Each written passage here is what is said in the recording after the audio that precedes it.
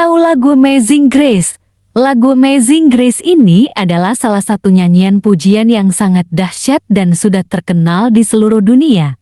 Lagu ini adalah karya John Newton yang telah diterjemahkan ke dalam bahasa Indonesia dalam beberapa versi, salah satunya oleh Yayasan Musik Gereja Indonesia dan dibukukan menjadi satu bersama ratusan nyanyian lainnya dalam buku Kidung Jemaat berjudul Ajaib Benar, Anugerah nomor 40.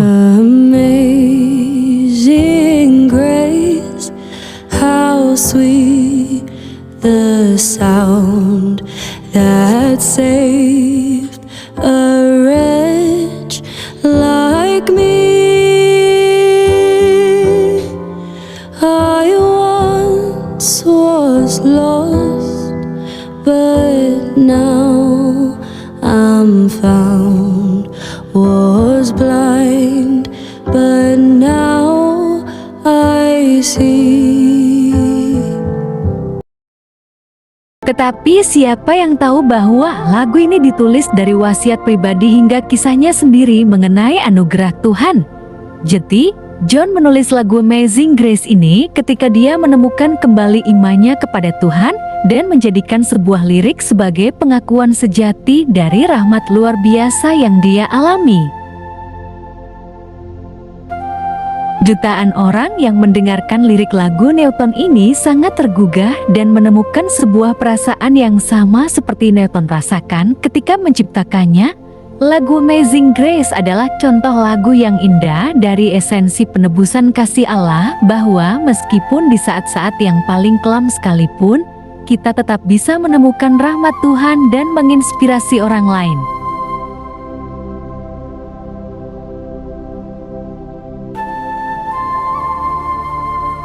John Newton lahir pada tahun 1725 di London dari seorang ibu Puritan yang meninggal segera sebelum ulang tahun John yang ke-7 dan seorang ayah, kapten kapal laut yang sangat ketat dan tegas yang membawa ke laut pada usia 11 tahun.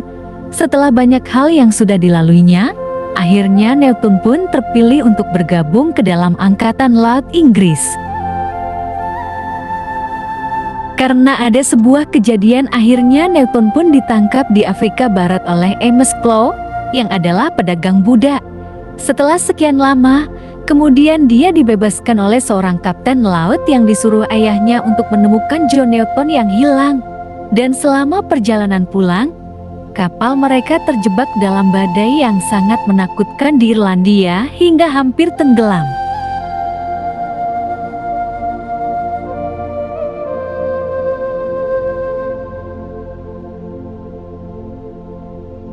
Newton memohon kepada Tuhan, dan entah bagaimana kapal mereka bergerak hingga berlayar ke darat. Newton melihat situasi ini sebagai jawaban dari Tuhan dan dia mengidentifikasikannya sebagai pemulihan menjadi seorang Kristen. Meski sudah begitu, dia tidak sepenuhnya mengubah gambarannya. Sampai transformasi terjadi, kemudian dia menulis, "Saya tidak dapat menganggap diri saya sebagai orang yang percaya dalam arti penuh. Sampai waktu yang cukup, dia mulai membaca Alkitab dan memikirkan kembali pandangannya tentang moralitas perbudakan. Sehingga pada tahun 1764, dia diurapi sebagai seorang imam Anglikan dan menulis 280 nyanyian pujian. Dia menulis lirik Amazing Grace pada tahun 1772, lalu diterbitkan dalam Oni Hymns pada tahun 1779.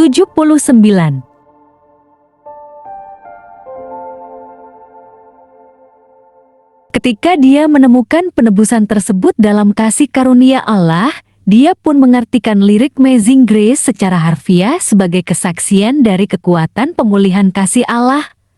Bahkan sampai hari ini, detik ini, lagu Amazing Grace masih sangat hits dan dinyanyikan oleh seluruh gereja di dunia. Dan semua orang diberkati dengan spirit yang terkandung dalam setiap lirik. Nah, sobat kekasih Kristus, demikian kisah di balik terciptanya lagu Amazing Grace. Semoga bermanfaat dan makin teguh dalam iman. Tuhan memberkati.